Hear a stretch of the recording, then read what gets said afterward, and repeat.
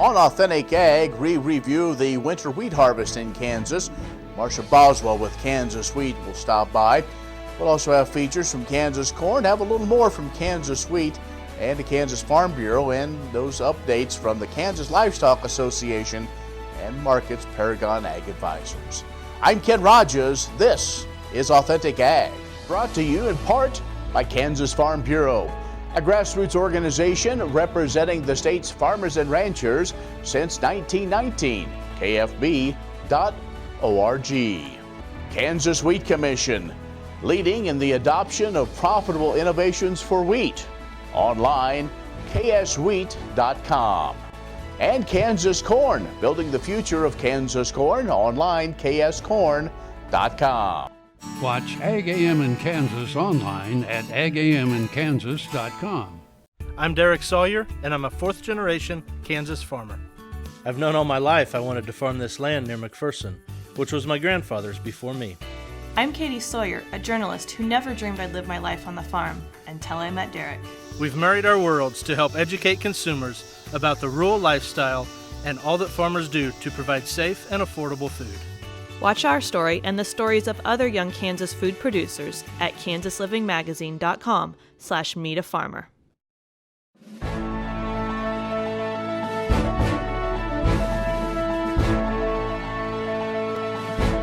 In agricultural news from agview.net, USDA released its 2019 land values survey. It showed land values nationwide on the rise, but the American Farm Bureau said that's not entirely the case. They note their own market intel analysis that land values and farm rents have gone the opposite direction in some parts of the country. The USDA report says that the U.S. farm real estate value averaged $3,160 an acre. That includes the value of all land and buildings on farms. Now that's a rise of $60 an acre, or just shy of 2% over 2018. The U.S. cropland value averaged $4,100 an acre, $50 higher than the previous year, a jump of about 1.2%. Now in Kansas, farm real estate value for 2019 averaged $1,960 an acre, up $110 per acre. That's 6% from last year. Cropland values increased 5% from last year to $2,160 an acre. Now the dryland cropland value averaged $2,050 an acre, $90 higher than last year. Now irrigated cropland value, $3,320 an acre, $340 above a year ago. Pasture land, $1,390 an acre, $70 higher than the previous year. And cash rents paid for landlords in 2019 for cropland, it decreased from last year. Irrigated cropland rent, $128 an acre, $3 that is, below last year. Dryland cropland rent averaged $57 an acre, $1 lower than a year ago. Pasture rented for cash averaged $19 an acre. That's 50 cents below what was given the previous year. Well, the Kansas City Federal Reserve Bank says farm income and credit conditions are showing signs of stability. Its second quarter survey of farm lending conditions, the bank says higher corn prices and trade relief payments could have contributed to a slower pace of decline in expectations for farm income and credit. Now, although farm income was expected to decrease in the third quarter of 2019, the pace of decline expected to be its slowest since 2014, slightly more than 40%. The bankers reported that farm income was lower, compared with about 75% and 60% at the same time in 2016 and 2017. In addition, district bankers report that deposits grew at a faster pace in some states while farmland values remained steady. And demand for ag lending in the district remains high, but bankers are anticipating slower growth in the future months. The 10th district, by the way, includes parts of Missouri and New Mexico, along with Colorado, Kansas, Oklahoma, and Nebraska. By the way, it is the second largest Federal Reserve district. Find more ag news online, agview.net. Stay with us. We have more coming up. Agriculture information on your computer or mobile device. News and views on grains, livestock, policy, and opinions from newsmakers can be found by liking AgView on Facebook, and on Twitter, follow AgView News, a reliable and relevant source, agview.net. Premier Farm and Home has what you need to make your lawn the best in the neighborhood. Hi, I'm Ken. We choose Premier Farm and Home for the professional look that we do ourselves. Feel free to stop in. You can also visit our website at heycow.com. Kim Mannering with Hardy Insurance. Today we will talk about umbrella coverage. Did you know that if your cattle get out, you could be held liable for that? Call me. Let's have a discussion. 316-945-6733. Sure Crop Fertilizers was started by my father, Don Sherman, and my mother, Shirley Sherman. Family business that started in the 80s. We predominantly focus on plant nutrients and what we can do to give growers better responses with the fertilizer dollars that they do, and what we can do to make those things work better for the grower. We're based out of Seneca, Kansas. We work with growers in their soil analysis to figure out what they need, and then we can put those in a blend that gives them the best results, and so that we can deliver that direct to their farm so that they have those nutrients where they need them, when they need them, and so that they can apply them in a manner that's very efficient to them and works well on their planting systems and what they're doing. Sure Crop Fertilizers has been around for a long time. We always say we're big enough to take care of everything you need, but we're small enough to do it quickly. You can get a hold of us at 1-800-635-4743. Our website is surecropfertilizers.com, and you can always email me at Corey@surecropfertilizers.com, and with any questions you have, we'll be glad to answer and work with you. Valley Vet Supply is devoted to providing information and professional quality products at reasonable prices. ValleyVet.com, ValleyVet.com, Valley Vet Supply.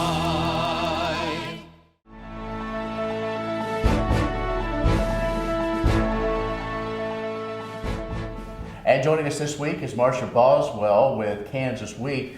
And Marsha, we're kind of wrapping up the Kansas wheat harvest. You can go online to find the specifics as we learn more as we go through. But also, Kansas Wheat the last few years, literally going out in the field and talking with farmers, doing some ride-alongs. But with that, with this explosion continuing on social media, you all kind of help tell that story of the Kansas wheat farmer. We do. We spend a lot of time during harvest out riding along in the combine.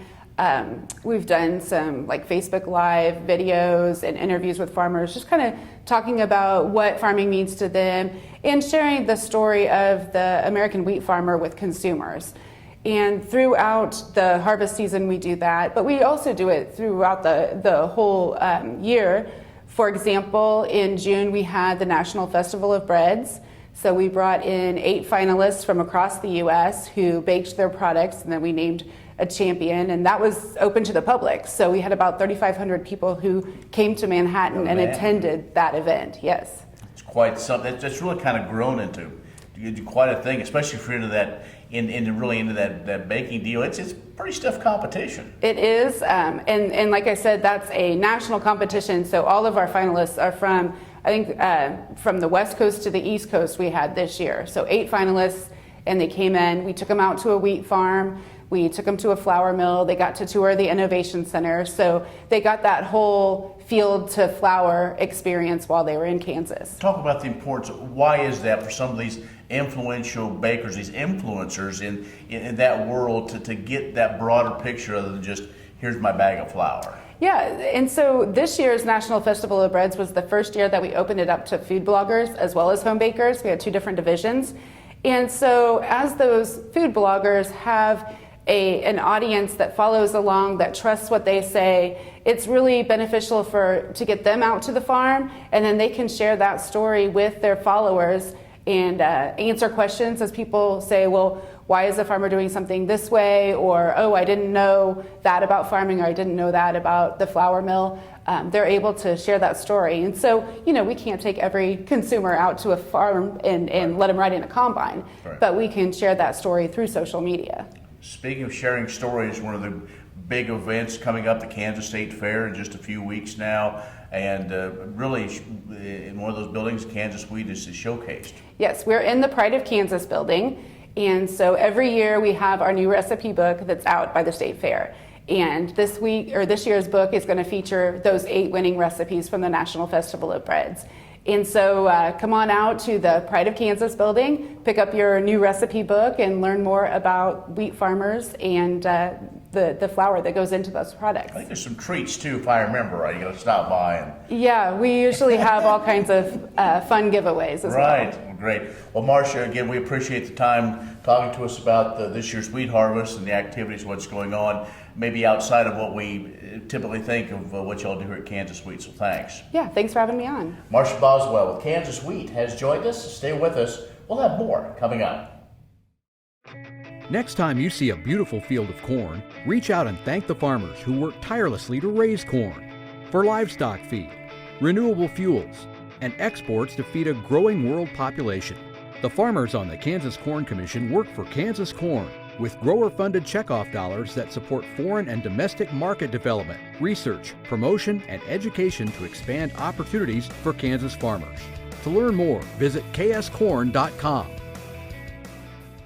Agriculture information on your computer or mobile device. News and views on grains, livestock, policy, and opinions from newsmakers can be found by liking AgView on Facebook, and on Twitter, follow AgView News, a reliable and relevant source, agview.net. Many seed companies claim to offer the latest genetics, but how many have tested those genetics in soils just like yours? The Oldie Seed Know to Grow research program has fully tested the latest seed genetics in soils that are right in your neighborhood. The Oldie Seed Know to Grow program can recommend the best performing hybrids from technologies like Enlist, Extend, and LibertyLink that will optimize the yield and profit of every acre on your farm. Contact Oldie Seed today.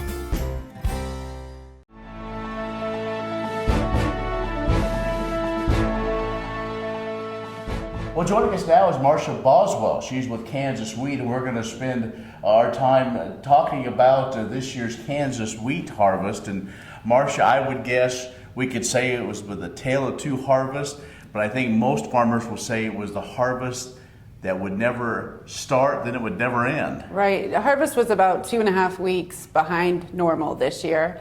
But a lot of times when harvest is delayed because of rain, it does affect quality. And this year, it just wasn't mature until about 2.5 weeks later than normal. So we still had some great quality wheat out there. Let's maybe give the overall picture, the highlights. We just heard a lot of reports of farmers saying once they got in the field, one of the best crops they've ever had. Yeah, and it was almost two different crops from central Kansas to western Kansas.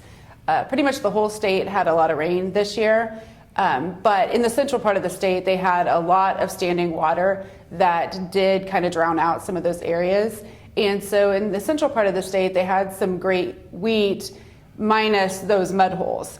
In the western third of the state, they didn't have those mud holes, and so they just had really excellent yields in that part of the state. It seemed like we got started really early, kind of in the southeast, kind of normal almost, and then the rains came, and then everything kind of stopped. But then when it got going, it's like almost everybody was going at the same time. We had reports from southwest Kansas all the way up to the Kansas-Nebraska border. Farmers were trying to get the crop in. You know, in most parts of the state, July 4th, they're wrapping up harvest, and a lot of places were just getting started around that time. That was us. I think we celebrated 4th of July. Normally we celebrate being done, but we got started in fact after, right there along the state line. So quite something. Early indications are, as far as quality, once we kind of got the facts and figures, did it bode with what farmers saw in the field? So test weights were excellent, over 60 pounds per bushel. Protein was a little bit lower than normal, which is a lot of times when we see some of those high yields, protein is going to be a little bit lower. But what we've seen from reports from like Plains Grains Inc. is that protein is not as low as maybe we thought originally it would be, like in that 10.5 to 11 range. And there are pockets where it's 13. So I think there's going to be plenty of wheat available out there. We're talking with Marsha Boswell with Kansas Wheat. We'll take a break and be back with more in just a moment. What if sustainability were synonymous with U.S. soy? If energy efficiency, water quality, and soil health help define U.S. soy's value, that future is here, the time is now. To meet end-user demands, the Soybean Checkoff is committing to sustainability that's achievable, worthwhile, and enduring. A message from the Kansas Soybean Commission, the Soybean Checkoff, progress powered by Kansas farmers.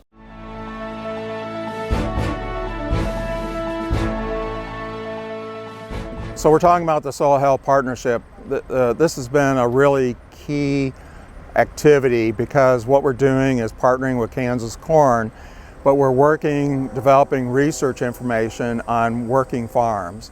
And so instead of small plots that we do at Kansas State, or many researchers do, we're looking at large 5-10 acre strips to really test in the field information on soil health. The idea behind it is that it's large and that it's at commercial scale so that we can understand not only what the farmer is getting from yield, but we're also be able to track changes in soil health over a 5 or 10 year period.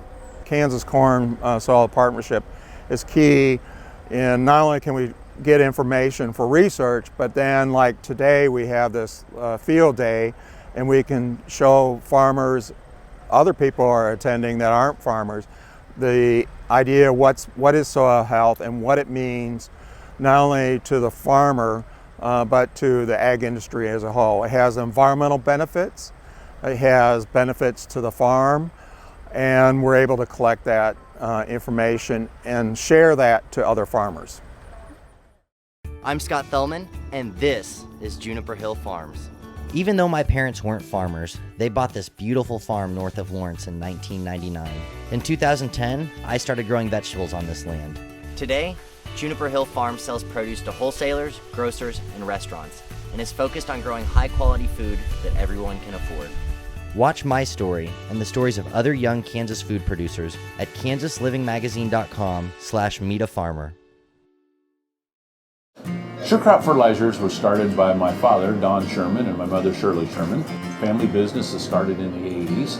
We predominantly focus on plant nutrients and what we can do to give growers better responses with the fertilizer dollars that they do, and what we can do to make those things work better for the grower.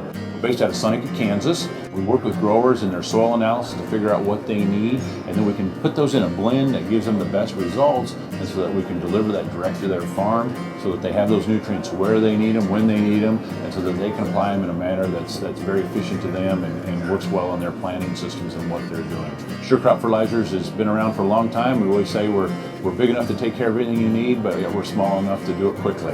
You can get a hold of us at 1-800-635-4743. Our website is surecropfertilizers.com, and you can always email me at Corey@surecropfertilizers.com, and with any questions you have, and we're glad to answer it and work with you.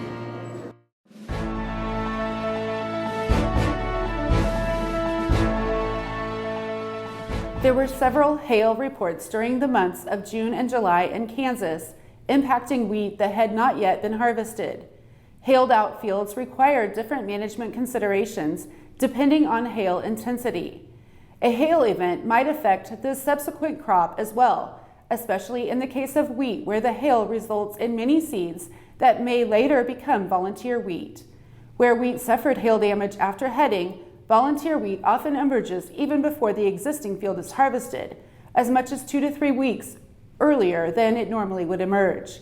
If volunteer wheat is not controlled throughout the summer and is infested with wheat curl mites, the mites will survive until fall and could infest newly planted wheat at that time. Wheat curl mite infestations in wheat often lead to wheat streak mosaic infections. Where wheat was hailed out and volunteer emerged prior to harvest, control should begin immediately after harvest if possible. If volunteer has emerged and is still alive shortly after harvest in hailed out wheat, wheat curl mites could easily build up rapidly and spread to other volunteer wheat that emerges later in the season. Controlling early emerging volunteer shortly after harvest will greatly help in breaking the green bridge. If more volunteer wheat emerges later in the summer, follow-up control will still be needed.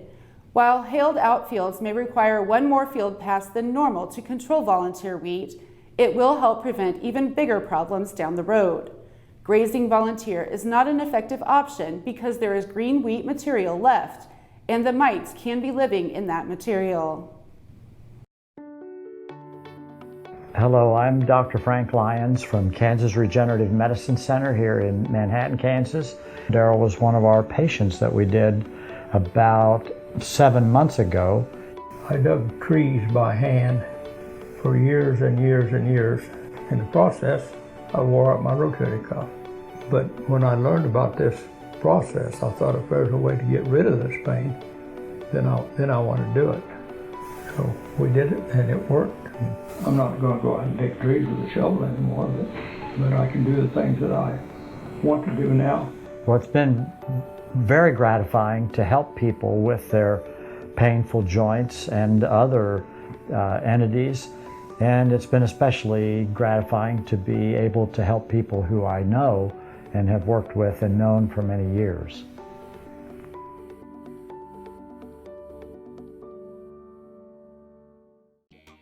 The Kansas Wheat Innovation Center in Manhattan is rediscovering ways to get improved varieties and new genetics in the hands of farmers faster. Grower-led and checkoff-funded research initiatives are bringing about positive change. This grassroots leadership provides a strong voice in Topeka and Washington, D.C. Now is the time to partner with Kansas Wheat in moving wheat forward. Kansas Wheat Commission and Kansas Association of Wheat Growers.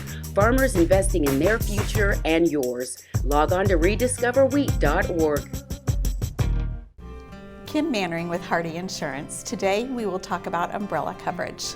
Did you know that if you're held liable in any type of accident, the judgment can claim your assets? Please give me a call so we can discuss. 316-945-6733.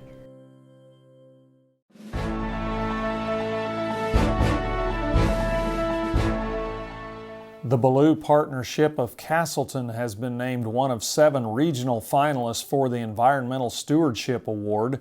Brothers CJ and Russell Ballou operate the cow-calf business, which owns and leases land in Reno, Chase, and Barber counties. Regional winners will compete for the national award, which will be announced early next year during the Cattle Industry Convention in San Antonio, Texas.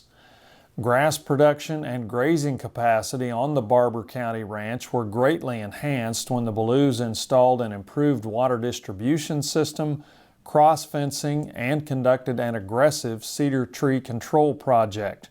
Their efforts to reduce the estimated 23 to 40% cedar canopy were expedited when the Anderson Creek wildfire went through the ranch in 2016. With the devastation, however, came benefits, as streams that had dried up due to water consumption by the cedars began to flow again and native grasses were restored. Since then, they have conducted prescribed burns on different 2,000 to 3,000 acre sections of the ranch each year. Russell Ballou said sustainability is the driving force behind the strategy used to manage their cow herd and land resources. Regional winners were announced July 30th during the Cattle Industry Summer Conference in Denver. The Environmental Stewardship Award was established in 1991 by the National Cattlemen's Beef Association. Imagine turning soybean oil, used cooking oils, and waste animal fats into fuel so amazing it drives U.S. jobs and our economy forward. Learn more about biodiesel at americasadvancedbiofuel.com. Sure Crop Fertilizers was started by my father, Don Sherman, and my mother, Shirley Sherman. Family business that started in the 80s. We predominantly focus on plant nutrients and what we can do to give growers better responses with the fertilizer dollars that they do, and what we can do to make those things work better for that grower. We're based out of Seneca, Kansas. We work with growers in their soil analysis to figure out what they need, and then we can put those in a blend that gives them the best results, and so that we can deliver that direct to their farm so that they have those nutrients where they need them, when they need them, and so that they can apply them in a manner that's very efficient to them and works well on their planting systems and what they're doing. Sure Crop Fertilizers has been around for a long time. We always say we're big enough to take care of everything you need, but we're small enough to do it quickly. You can get a hold of us at 1-800-635-4743. Our website is surecropfertilizers.com, and you can always email me at Corey@surecropfertilizers.com, and with any questions you have, we're glad to answer and work with you. Valley Vet Supply is devoted to providing information and professional quality products at reasonable prices.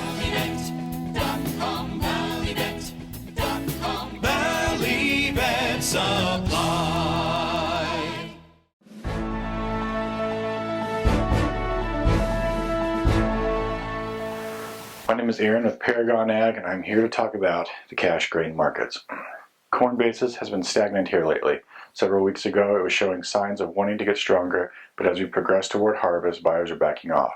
The USDA reports are not helping matters either, with better than expected reports coming out. USDA has corn at 57% good to excellent. They raised the yield estimate by 3.5 bushels to 169.5 bushels per acre. Corn production estimates is at 13.9 billion bushels, up 26 million bushels from the last report.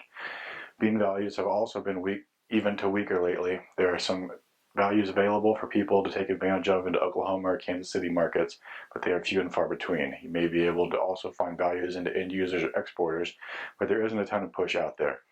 Eastern Kansas beans are looking pretty good from what I can see. Weather has become favorable with mild to warm temperatures, and the occasional inch or two of rain will help finish these beans off nicely. The USDA has bean condition at 54% good to excellent this week. Crop production reports for beans was a bit more bullish. They lowered the production forecast 165 million bushels to 3.68 billion bushels. Wheat basis is hanging in there to a bit weaker overall. Protein premiums are available for wheat that has protein. Generally, from what I am seeing, 2 up, 4 down, a fifth from 11s or something right around there. 12s seem to be hard to come by. Anyone with 12s in the bin will definitely be able to pick up some values with them. If you have any other questions or are looking for some selling advice, give us a shout at 888-452-8751. Well, thank you for joining us for Authentic Ag. If you have questions, comments, or suggestions, email me, kenrodges@gmail.com. We look forward to seeing you next time on Authentic Ag.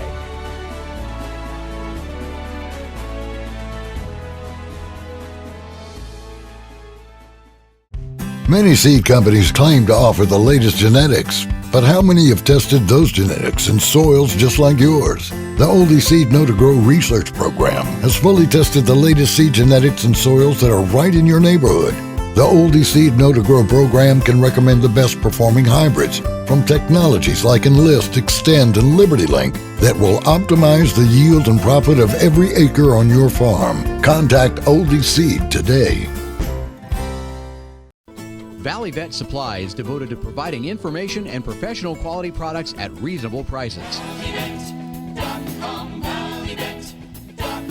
Valley Vet Supply. Earlier in my life, I rode bucking horses and rodeos, and my shoulders took such a beating, and that was probably the reason for having several previous surgeries on both shoulders. About a year ago, I decided that I didn't want to have another surgery. And so I contacted Kansas Regenerative Medicine, took their treatment process. It was relatively pain-free. Now, after 8 months, my shoulders have healed to the point where I think I'm probably 90 to 95% of normal. It takes a couple of months to start to see results and feel real progress. That continued to increase gradually until now at approximately 8 months. And I'm extremely pleased. I've got full range of motion. I can lift weights, I can throw, I can do a lot of things that I couldn't do without a lot of pain previously. So I'm tickled to death with the results, and I'd recommend this process to anyone.